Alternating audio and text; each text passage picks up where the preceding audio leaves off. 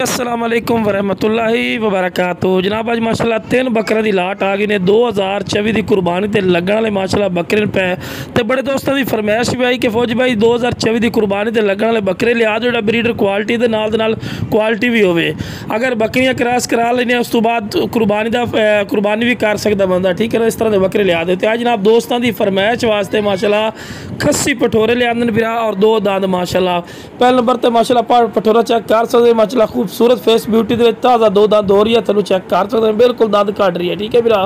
Fresh 2 दांत ने। तो बिरा उस तो बाद टोर फिर के भी खा रहे हैं कि सेहतमंद और माशाल्लाह एक्टिव भी ने और डिमांड ही बिल्कुल जायज़ और मकबूल उसी। हालांकि तुम्हें भी पता है कि यह पठोरा है ना मंडी के कम अज़ कम तुम्हें 70-75 हज़ार रुपये तो घट नहीं मिलता। जो कि ना फौजी भाई इतना रेट नहीं है मेरा सोना भाई, तू मंडी का विजिट कर उस तो बाद तू मैंने दसे। चलो फिर उस तो बाद आ गया माशाल्लाह खूबसूरती और हुसन की अखीरी ने माशाल्लाह दोम बिल्कुल तीरली कर सीधी लंबी वेल चे बिल्कुल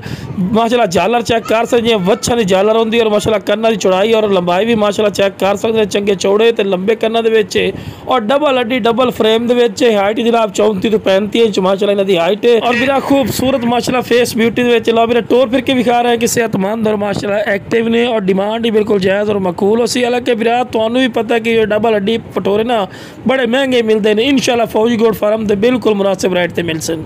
देखो माशाल्लाह एक्टिव इतना कि छलांगा मार रही है माशाल्लाह सेहतमंद चीज़ ने और डबल अड्डी। चला फिर आखिरी नंबर पे आ गए ने माशाल्लाह आखिरी नंबर पे माशाल्लाह पठोरा चेक करो लाल मक्खी चीना प्योर मदरसा नस्ल का पठोरा ही ने माशाल्लाह और ये तीन पठोरे आंडी ने और फ्रैश 2 दांत हो रहे हैं बिरा चेक जो भी इंशाल्लाह गल करेंगे कन्फर्म करेंगे और डिमांड जी है डिमांड ही मुनासिब उसी। अगर पूरे तीन बकरे ले सो तो मुनासिब कीमत मिल जासन। अगर एक 2 ले सो बिरा रेट अलहदा होना ही नहीं पिया और मजे की गल है भी माशाल्लाह तीन डबल अड्डी माशाल्लाह डबल फ्रेम ही ने और इस बकरे का जिंदा वजन 35 किलो बाकी जो 2 बकरे पे उन्होंने जो वजन जो ना